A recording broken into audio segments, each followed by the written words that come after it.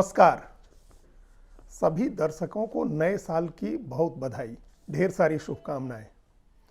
नया साल भारत के लिए बहुत अहम होने वाला है, पूरी दुनिया के लिए बहुत अहम होने वाला है, क्योंकि 100 से ज़्यादा देशों में, लगभग आधे देशों में चुनाव होने वाले हैं, आम चुनाव होने वाले हैं। भारत के लिए इसलिए अहम है क्योंकि भारत में भी लोकसभा का चुनाव होना है, और उससे पहले दक्षिण एशिया के ऐसे दो और देश जो गर्भनाल से भारत से जुड़े रहे, आज वो हमारे साथ नहीं है, लेकिन उन दोनों देशों में भी चुनाव होना है। इसकी शुरुआत होगी बांग्लादेश के चुनाव से, और उसके बाद पाकिस्तान का चुनाव होगा। 7 जनवरी को बांग्लादेश में, और उसके बाद 8 फरवरी को पाकिस्तान में चुनाव होगा, और फिर अप्रैल मई में भारत में आम चुनाव होने हैं। तो ये चुनाव कई तरह से, भारत और पाकिस्तान, बांग्लादेश, अगर तीनों देशों में लोकतंत्र है, चुनाव होता है, चुनाव के जरिए प्रधानमंत्री चुने जाते हैं। इसके बावजूद कई चीज़ें तीनों देशों में अलग अलग हैं, और कई चीज़ें ऐसी हैं जो बहुत समान दिखती हैं, एक जैसी दिखती हैं। अभी इस समय पाकिस्तान में चुनाव हो रहा है और पूर्व प्रधानमंत्री जेल में बैठे हैं। चुनाव आयोग ने इमरान खान का 2 जगहों से किया गया नामांकन रद्द कर दिया है। इसी तरह से बांग्लादेश में है, जहां तमाम विपक्षी पार्टियां जो हैं, जो मुख्य विपक्षी पार्टी है, उसके नेता या तो जेल में हैं या उनको देश निकाला दिया हुआ है, और जो बिना पार्टी का विपक्ष है वो सड़क पर उतरा हुआ है, आंदोलन कर रहा है। उन देशों के मुकाबले भारत में लोकतंत्र बहुत जीवंत है, बहुत विशाल है, दुनिया का सबसे बड़ा लोकतंत्र है। हालांकि यहाँ भी विपक्षी पार्टियां किसी न किसी तरीके से प्रभावित हैं, परेशान हैं, और वो केंद्र सरकार के खिलाफ कम से कम बयानबाजी करके अपना एक माहौल बनाने की कोशिश कर रही हैं। कोई आंदोलन नहीं हो रहा है, ये अलग बात है। तो नए साल में लोकसभा का चुनाव होना है भारत में। 100 करोड़ भारत में मतदाता हैं, और अगर पिछले साल का, पिछले 2 चुनावों का ट्रेंड देखें तो ये माना जाना चाहिए है कि 70 करोड़ लोग वोट डालेंगे। सोचें, 70 करोड़ लोग मतदान करेंगे, 100 करोड़ मतदाता हैं। तो ये ऐसे, ये दुनिया का सबसे बड़ा लोकतंत्र तो है ही। प्रधानमंत्री मोदी हमेशा इसको मदर ऑफ डेमोक्रेसी भी कहते हैं। तो समझा जा सकता है, इस चुनाव के महत्व का अंदाजा लगाया जा सकता है।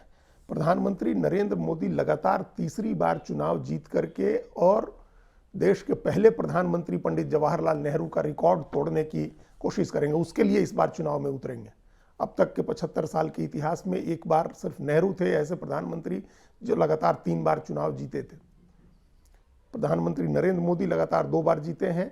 लगातार 2 बार जीत करके मनमोहन सिंह भी प्रधानमंत्री रहे, उसके पहले अटल बिहारी वाजपेयी भी रहे हैं, और इंदिरा गांधी भी रही हैं। तो अब ये तीसरी बार चुनाव जीतने का रिकॉर्ड प्रधानमंत्री नरेंद्र मोदी के नाम से होगा, अगर वो चुनाव जीतते हैं तो।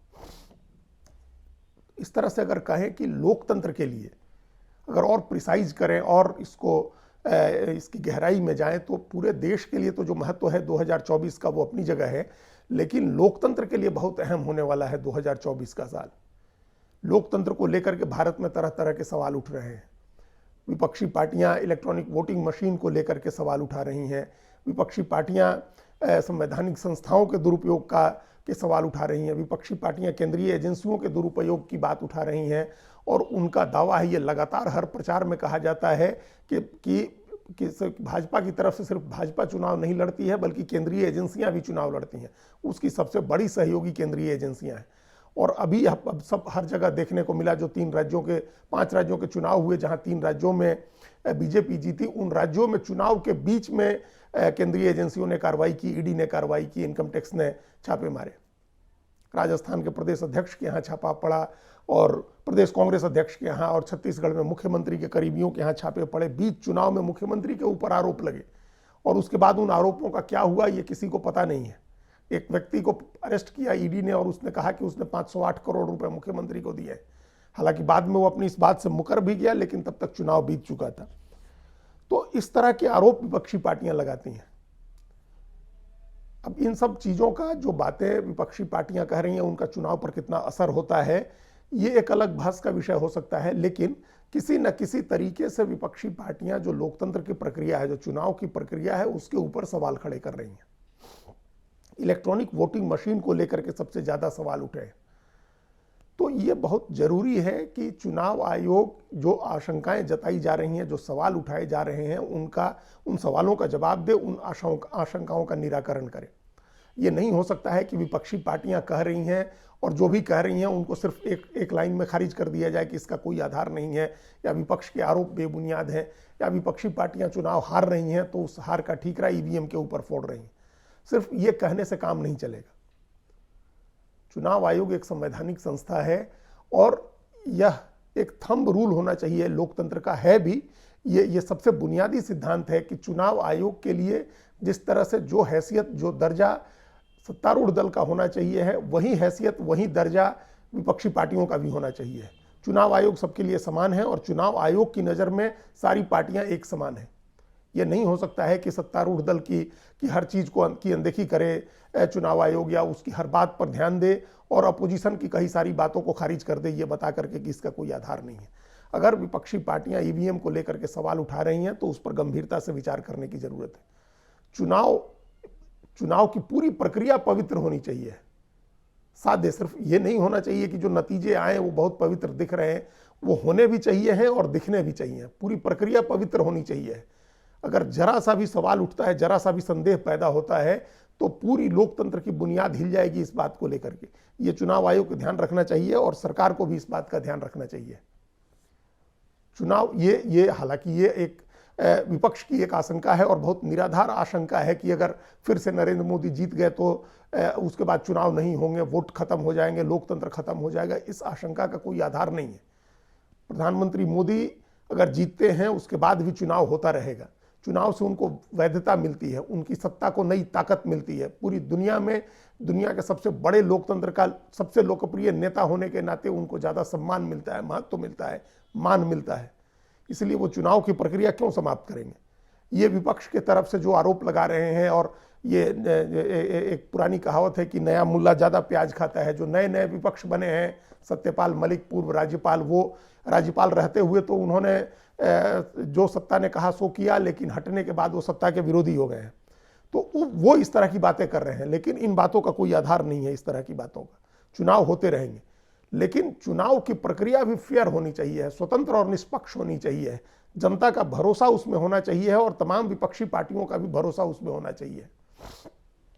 तभी चुनाव नतीजों का महत्व है और तभी जो हर बार बहुत शांतिपूर्ण तरीके से सत्ता का हस्तांतरण होता है या सत्ता की निरंतरता रहती है, वो बनी रहे।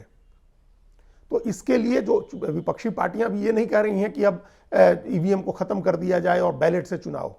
उनकी एक बहुत जायज मांग है कि चुनाव ईवीएम से ही हो, लेकिन वीवीपैट मशीनों से, जो हर ईवीएम के साथ जुड़ी होती है जो मशीन, उससे जो पर्ची निकलती है वो मतदाता देखे और उसके देखने के बाद उसको एक अलग बॉक्स में डाल दिया जाए। उस बॉक्स को भी ईवीएम की तरह ही सील किया जाए और मतगणना के समय उसको भी खोला जाए और हर बॉक्स में जो वीवीपैट की पर्ची है उसकी भी गिनती की जाए।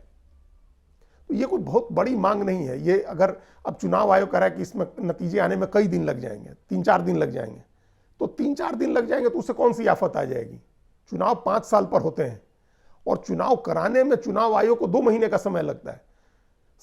6-7 चरणों में चुनाव होते हैं लोकसभा के, और हर पहले चरण का जहां चुनाव होता है वहां के लोगों को नतीजों के लिए 1-1 महीने तक इंतजार करना होता है। उनका ईवीएम में बंद होता है उनका मतदान, और लोग जो विपक्षी पार्टियों के लोग होते हैं वो स्ट्रांग रूम के बाहर बैठे रहते हैं 1-1 महीने। तो अगर गिनती शुरू होने के 3-4 दिन लग जाएंगे रिजल्ट आने में, तो उसे कोई आफत नहीं आनी है 3-4 दिन लगा करके। और अगर 3-4 दिन लगाने से नतीजों पर ज़्यादा विश्वास बढ़ता है लोगों का, चुनाव प्रक्रिया पर ज़्यादा विश्वास बढ़ता है लोगों का, तो ये करने में कोई दिक्कत नहीं होनी चाहिए है चुनाव आयोग को। तो इस पर ध्यान देना चाहिए। ये इस साल लोकतंत्र की सबसे बड़ी परीक्षा होने वाली है। कोई ऐसा काम नहीं होना चाहिए है चुनाव प्रचार में, चुनाव की प्रक्रिया में किसी तरह की तरफदारी, किसी तरह का पक्षपात नहीं होना चाहिए, न होते हुए दिखना चाहिए है। अन्यथा लोकतंत्र की बुनियाद पर चोट पड़ेगी अगर ऐसा कुछ होता है। तो ये इस साल के लोकसभा चुनाव में ध्यान रखना चाहिए। जब हमने कहा कि लोकतंत्र के लिए बहुत अहम है यह साल, तो उसमें उसके 1-2 और चीज़ें हैं उसमें जो जिनसे लोकतंत्र की मजबूती के लिए जो जरूरी हैं, जो चीज़ें, जैसे जम्मू कश्मीर का विधानसभा चुनाव होना बहुत जरूरी है। वहाँ आखिरी बार 2014 में विधानसभा का चुनाव हुआ था और उसके बाद 2018 में जब वहाँ दो सरकारें, पहले मुफ्ती मोहम्मद सईद को समर्थन देकर के बीजेपी ने सरकार बनाई, उनके निधन के बाद उनकी बेटी महबूबा मुफ्ती को समर्थन देकर के बीजेपी ने सरकार बनाई, और उसके बाद दोनों जब अलग हो गए तो विधानसभा निलंबित कर दी गई, राज्य में राष्ट्रपति शासन लगा दिया गया। नवंबर 2018 में तीन पार्टियों ने मिलकर के, पीडीपी, नेशनल कॉन्फ्रेंस और कांग्रेस ने मिलकर के सरकार बनाने की कोशिश की। तो ये जो सत्यपाल मलिक हैं उस समय राज्यपाल थे, इन्होंने सिफारिश कर दी विधानसभा भंग करने की। तो 4 साल से ज़्यादा समय से, 5 साल से ज़्यादा समय से वहाँ विधानसभा भंग है और आखिरी चुनाव होने हुए अब 9 साल से ज़्यादा हो गए। वहाँ विधानसभा भंग करने के 1 साल के बाद 2019 में 370 अनुच्छेद जब हटाया गया, विशेष राज्य का दर्जा समाप्त किया गया, तो राज्य का विभाजन कर दिया गया और जम्मू कश्मीर के साथ साथ लद्दाख और जम्मू कश्मीर दोनों को केंद्र शासित प्रदेश बना दिया गया। तो वहाँ पिछले 5 साल से ज़्यादा समय से चुनी हुई सरकार नहीं है। तो ये लोकतंत्र के लिए जरूरी है कि कोई भी राज्य, कोई भी क्षेत्र जनप्रतिनिधि के बिना न रहे। जनप्रतिनिधि के बिना विधानसभा के वहाँ इतने बड़े फैसले हुए हैं, अब वो फैसले हो गए, उसमें कोई टर्निंग बैक नहीं है।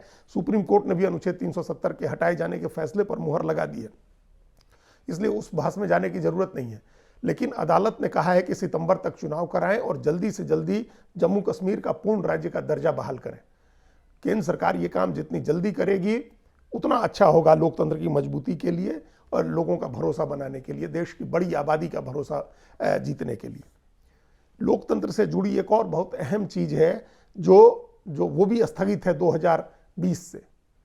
कायदे से 2021 में जनगणना हो जानी चाहिए थी। 1881 में जब से जनगणना की शुरुआत हुई है, ऐसा कभी नहीं हुआ कि जनगणना टल गई हो। हर 10 साल पर जनगणना होती रही।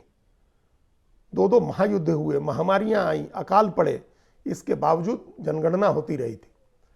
अभी इस बार 2020 में जनगणना की शुरुआत हो गई थी 2021 की जनगणना के लिए, लेकिन कोरोना की वजह से उसको उस समय टाल दिया गया।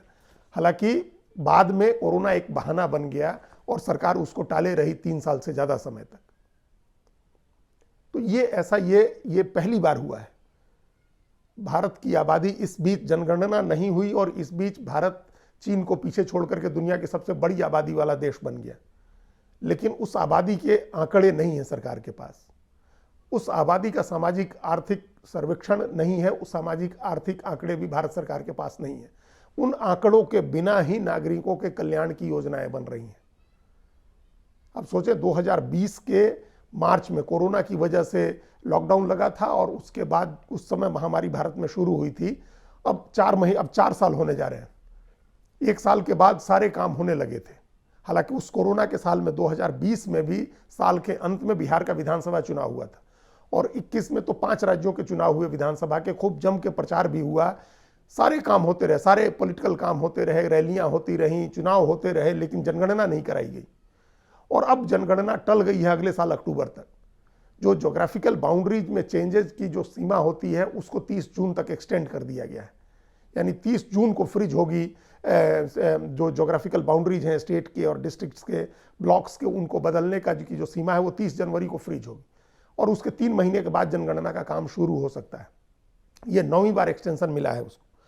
तो ये सरकार ने नहीं कराई है जनगणना। पता नहीं क्या रहस्यमय क्या कारण रहा जिसकी वजह से ये जनगणना नहीं कराई गई और उसको रोके रखा गया।